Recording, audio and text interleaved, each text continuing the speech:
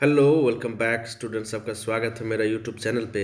Class 9 के विद्यार्थियों के लिए सामाजिक विज्ञान का मॉडल सेट जो जैक ने जारी किया है उसका अध्ययन हम लोग करेंगे। उसके सभी प्रश्नों का उत्तर हम लोग जानने का प्रयास करेंगे। सही उत्तर क्या है इसको जानेंगे और विस्तार पूर्वक अध्ययन हम लोग करेंगे। आपके आगामी जो एग्ज़ाम है उसके लिए आपको तैयार करना है। आप चैनल पे नए हैं तो चैनल को ज़रूर से ज़रूर सब्सक्राइब कर लें, बेल आइकन दबाएं। चैनल पे जब जितने भी वीडियोज़ बने हैं आपके लिए हेल्पफुल हैं, सभी वीडियोज़ को देखें। चलिए बिना समय गंवाए हम लोग क्वेश्चन को स्टार्ट करते हैं। ठीक है, चलिए पहला क्वेश्चन है, टाउन हॉल के सामने कितने लोग इकट्ठे हुए थे जिन्होंने जल सेना के गठन करने का निर्णय लिया था। टाउन हॉल के सामने कुछ लोग इकट्ठा हुए थे जिन्होंने जल सेना के गठन का निर्णय लिया था। तो ऑप्शन है 6,000, 5,000, 7,000, 1,00,000। इसका सही आंसर आपको खोजना है। तो देखो इसका सही आंसर मैं बता देता हूँ, 7,000 लोग टाउन हॉल के सामने खड़े हुए थे जिन्होंने जल सेना गठन का निर्णय लिया था। चलिए 2 नंबर क्वेश्चन, मैनर क्या था? मैनर क्या था? मैनर किसे कहा जाता था या मैनर क्या था?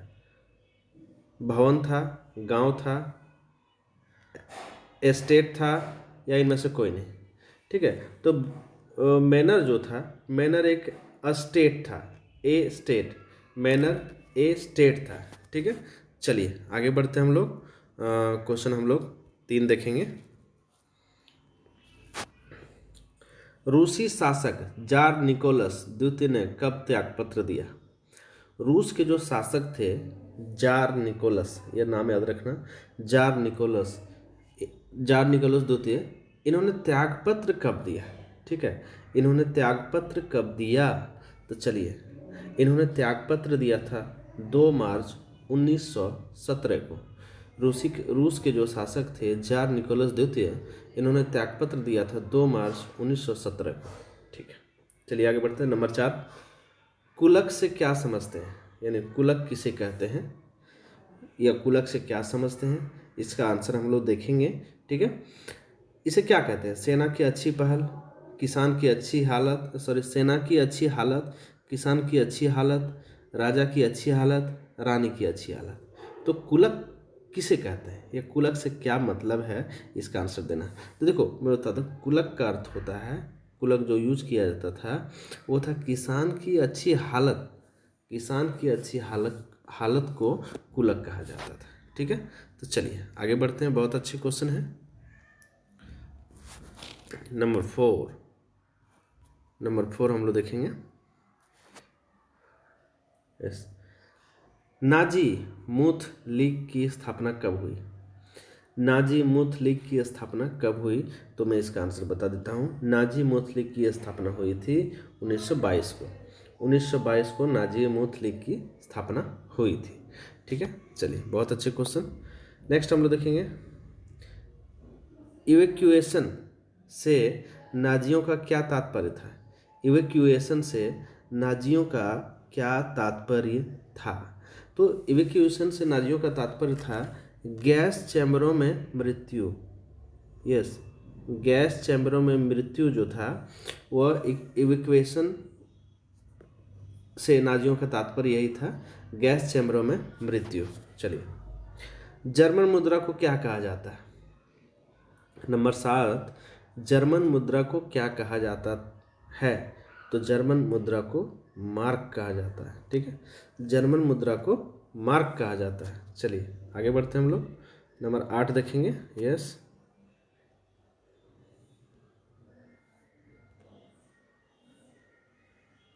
भारतीय वन्य कानून कब पारित हुआ?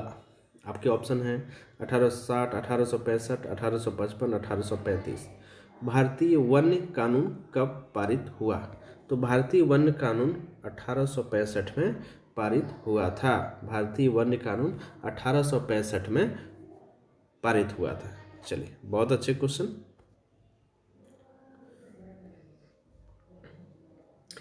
स्लीपर कहाँ लगते हैं जिस पर यात्री यात्रा करते हैं?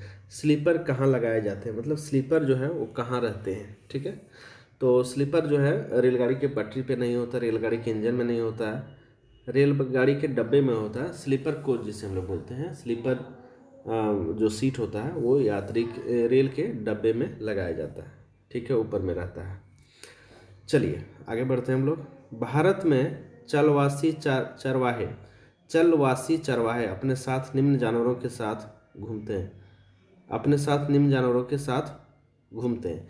यानी भारत में चलवासी चरवाहे यानी हमेशा चलते फिरते रहने वाले जो चरवाहे हैं, अपने साथ किस तरह के जानवर जो हैं साथ में रखते हैं। तो चलवासी चरवाहे जो अपने साथ भेड़ और बकरियां जो है अपने साथ रखते हैं, ठीक है, भेड़ बकरियां अपने साथ में रखते हैं चलवासी चरवाहे जो हैं भारत के वो। चलिए, धार क्या होते हैं, ठीक है, धार क्या होते हैं, इसका आंसर आपको देना है। धार क्या होते हैं यानी धार किसे कहते हैं, तो मैं बता दूं, इसका आंसर होगा ऊंचे पर्वतों में चारागाह। ऊंचे पर्वतों में चारागाह को धार कहा जाता है। चलिए बहुत अच्छे। नेक्स्ट हम लोग देखेंगे अगला क्वेश्चन 12। किस देश में सबसे पहले कृषि क्रांति हुई? बहुत अच्छा क्वेश्चन। किस देश में सबसे पहले कृषि क्रांति हुई? तो आपका ऑप्शन है भारत, इटली, फ्रांस, इंग्लैंड। तो आपको आंसर देना है, आपका सही आंसर हो जाएगा इंग्लैंड। इंग्लैंड में सबसे पहले कृषि क्रांति हुई। चलिए आगे हम लोग बढ़ते हैं। 1930 के दशक में USA United state of America में क्या चलना शुरू हो गया? 1930 के दशक में अमेरिका में क्या चलना शुरू हो गया? तो आपके ऑप्शंस हैं हवाएं, मिट्टी भरी आंधी, तूफान या इनमें से कोई नहीं। तो देखिए 1930 के दशक में अमेरिका में जो जब से सबसे दिक्कत और समस्या भरी बातें थी वो थी मिट्टी भरी आंधी। 1930 में अमेरिका में मिट्टी भरी आंधी जो है बहुत ज़्यादा चलना शुरू हो गई थी। चलिए आगे बढ़ते हैं। सर्वप्रथम एक दिवसीय क्रिकेट मैच खेला गया। सबसे पहले एक दिवसीय यानी वनडे मैच खेला गया था कब? 1961, 1971, 1981 या 1991, ठीक है। तो आपका इसका सही आंसर है 1971। 1971 को सबसे पहले यानी 1971 वर्ष में सबसे पहले वनडे क्रिकेट खेला गया। बहुत अच्छे क्वेश्चन। चलिए 15 नंबर क्वेश्चन हम लोग आगे देखेंगे। Yes 15, question number 15।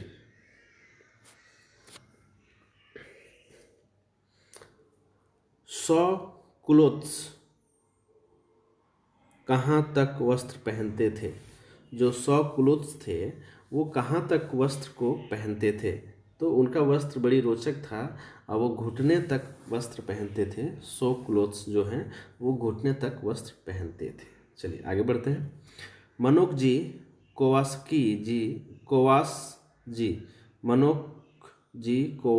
जी एंटी भारत के किस शहर की अदालत में लगान अधिकारी थे?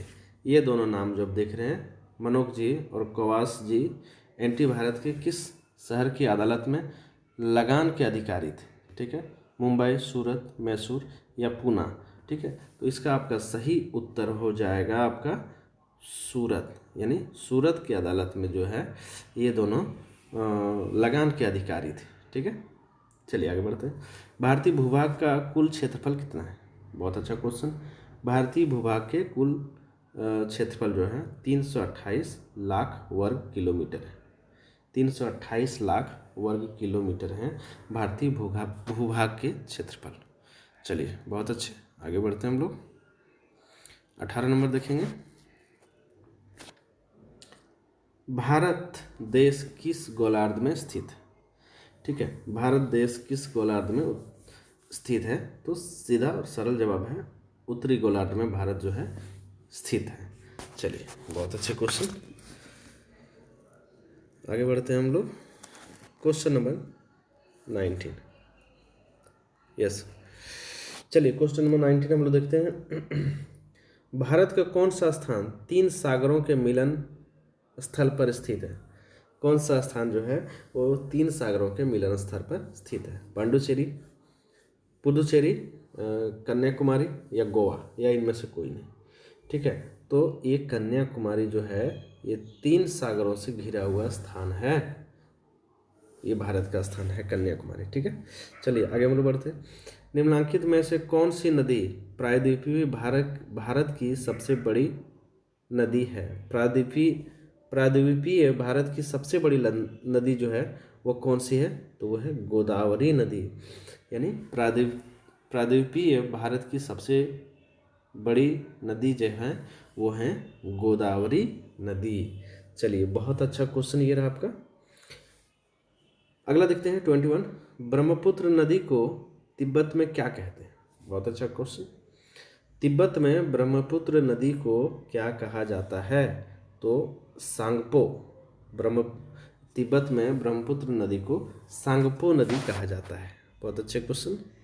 चलिए आगे बढ़ते हैं। 22।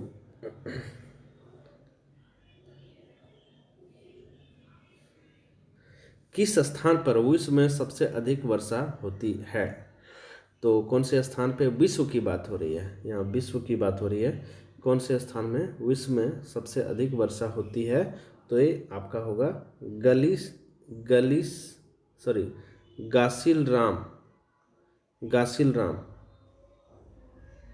गासिल राम, एक मानिस राम, गासिल राम। ठीक है,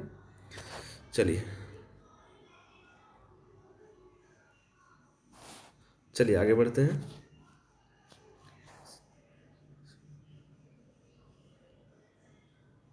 23। कुल वर्षा जो रबी फसल के लिए महत्वपूर्ण होता है को स्थानीय भाषा में क्या कहते हैं? कुल वर्षा जो रबी फसल के लिए, जो रबी के फसल होते हैं उसके लिए काफ़ी महत्वपूर्ण होता है, स्थानीय भाषा में उसे क्या कहते हैं? तो ठीक है, चलिए इसका आंसर हो जाएगा महावट। उस वर्षा को महावट कहा जाता है। ठीक है। लू शब्द का क्या अर्थ है? लू शब्द का क्या अर्थ है? लू शब्द का अर्थ होता है गर्म हवाएं। गर्म हवाएं जो है गर्मी के दिनों में चलती हैं, जिसे अक्सर लोग बोलते हैं लू चल रहा है। तो लू का मतलब हो जाता है गर्म हवाएं। ठीक है। रबड़ का संबंध किस प्रकार की वनस्पति से है? रबड़ का संबंध किस प्रकार की वनस्पति से है? तो यह है उष्णकटिबंधीय वनस्पति।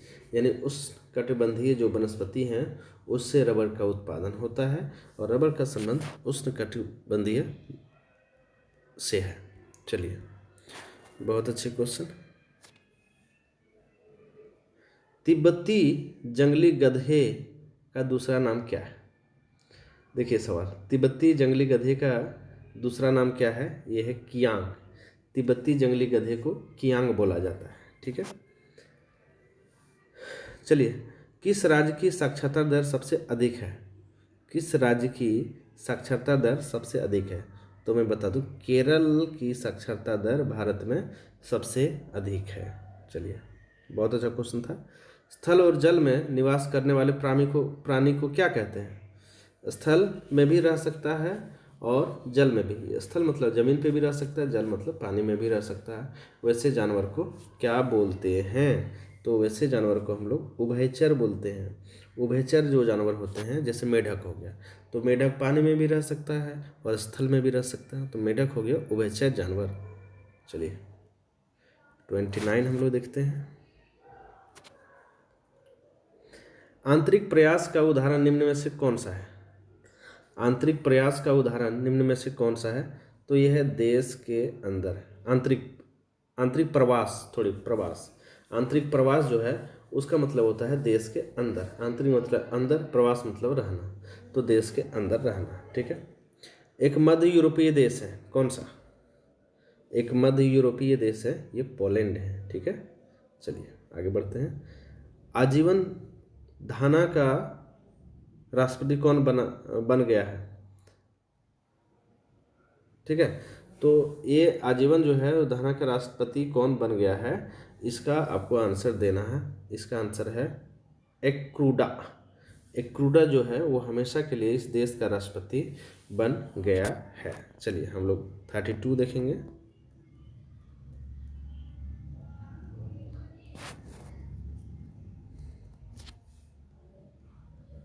किस देश से आन सूची का संबंध था?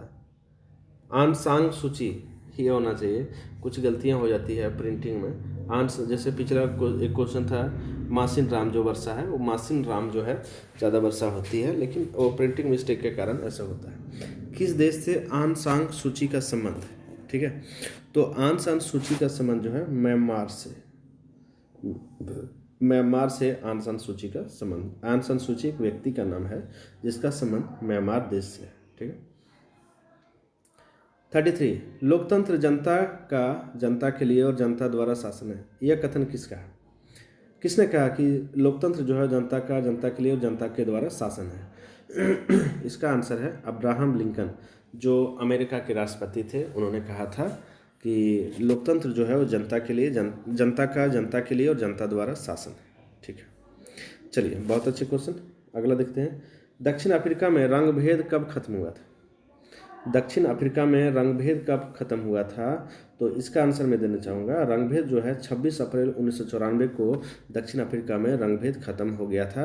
रंगभेद एक बहुत बड़ा कारण था दक्षिण अफ्रीका के विकास की गति को अवरुद्ध करने का। तो रंगभेद दक्षिण अफ्रीका में बहुत तेज़ी से फैला था और बहुत दिनों तक रहा था, लेकिन अंततः 26 अप्रैल 1994 को जो है सो वो रंगभेद खत्म कर दिया गया था। चलिए आगे हम लोग देखते हैं, किसी भी बंदी बनाए गए व्यक्ति को कितने समय के भीतर मजिस्ट्रेट के सामने प्रस्तुत करना आवश्यक होता है? बंदी बनाए गए व्यक्ति को कितने समय के भीतर मजिस्ट्रेट के सामने प्रस्तुत करना होता है? तो इसका आंसर हो जाएगा 24 घंटा। 24 घंटा के भीतर प्रस्तुत करना होता है। आगे, कागज का एक छोटा सा टुकड़ा जिस पर सभी उम्मीदवारों के नाम और चुनाव चिन्ह छपे होते हैं ताकि उस पर मोहर लगाकर वोटर अपनी पसंद जाहिर कर सके, क्या कहते हैं?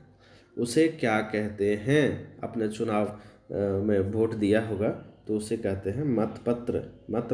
मतपत्र पे आपने मोहर लगाना होता है और अपने जो पसंदीदा नेता होते हैं उसको चयन करते हैं। चलिए बहुत अच्छे, आगे हम लोग बढ़ते हैं। चलिए, कुछ राज्यों में निर्वाचन क्षेत्रों की संख्या ज़्यादा क्यों होती है?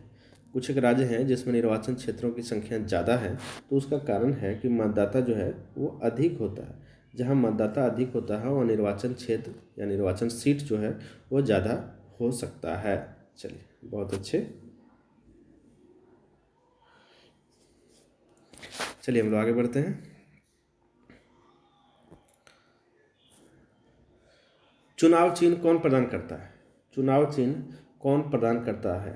ठीक है, इसका आंसर आपको देना है चुनाव आयोग। पूरा चुनाव कार्य जो है वो चुनाव आयोग करता है, उस दौरान चुनाव चिन्ह भी चुनाव आयोग ही देता है। व्यास की व्यवस्था कौन करता है? व्यास की व्यवस्था कौन करता है? व्यास की व्यवस्था न्यायपालिका करती है। ठीक है, चलिए, राष्ट्रपति का कार्यकाल कितने वर्षों का होता है? तो राष्ट्रपति का कार्यकाल जो है सो 5 वर्षों का होता है। चलिए बहुत अच्छे क्वेश्चन। 41 हम लोग देखेंगे,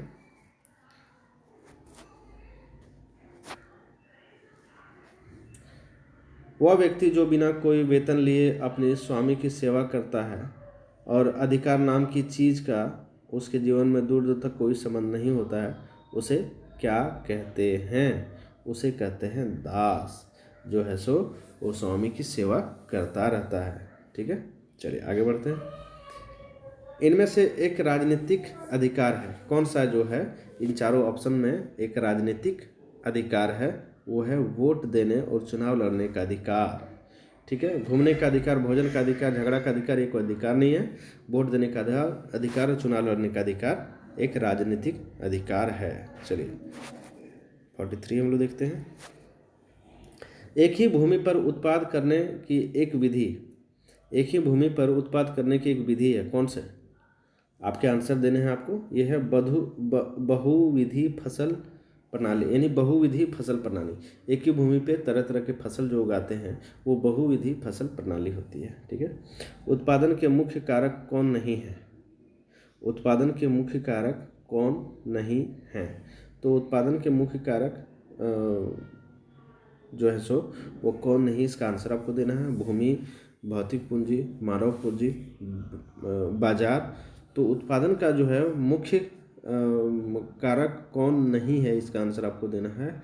इसका आंसर हो जाएगा है बाजार। बाजार जो है उत्पादन के मुख्य कारक नहीं है। चलिए, सन 2000 ईस्वी में शिशु मृत्यु दर कितनी थी? बहुत अच्छा सवाल। 2000 ईस्वी में शिशु मृत्यु दर कितनी थी? तो शिशु मृत्यु दर 2000 के ईस्वी में जो है सो 75 थी।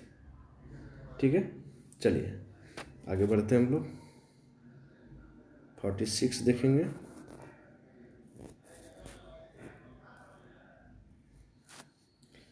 एक देश का श्रम शक्ति क्या है? एक देश का श्रम शक्ति क्या है? जो सबसे ज़्यादा श्रम करते हैं लोग, वो क्या है? किसी देश के लिए सबसे ज़्यादा श्रम करते हैं वो क्या है? वो है 15 से 59 वर्ष के लोग। 15 से 59 वर्ष के लोग जो हैं, 15 से 59 वर्ष जो हैं, उस 59 वर्ष जो है वो देश की श्रम शक्ति कहा जाता है। चलिए आगे। राष्ट्रीय ग्रामीण रोजगार गारंटी अधिनियम यानी नरेगा कब पारित किया गया था? बहुत अच्छा सवाल। ये कब पारित किया गया था? ये पारित किया गया था 2005 में। ये 2005 में पारित किया गया था। ये योजना अभी भी चालू है, चल रहा है। ठीक है। विश्व के किस देश में सर्वाधिक निर्धनों की संख्या है? मतलब सबसे ज़्यादा गरीब लोग हैं किस देश में रहते हैं? तो इसका आंसर है नाइजीरिया। नाइजीरिया के लोग बहुत गरीब होते हैं और नाइजीरिया में सबसे ज़्यादा गरीब लोग निवास करते हैं। ठीक है, चलिए। लक्षित सार्वजनिक वितरण कब प्रारंभ किया गया? लक्षित सार्वजनिक वितरण कब प्रारंभ किया गया? इसका आंसर है 1997।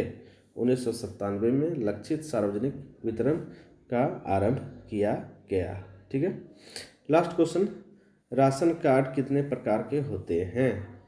राशन कार्ड कितने प्रकार के होते हैं? तो राशन कार्ड होते हैं 3 प्रकार के। 3 प्रकार के राशन कार्ड होते हैं। तो बच्चों, आज का क्लास कैसा लगा आप ज़रूर से ज़रूर कमेंट बॉक्स में बताएं। चैनल पे आप नए हैं तो चैनल का ज़रूर से ज़रूर सब्सक्राइब कर लें। Thanks for watching.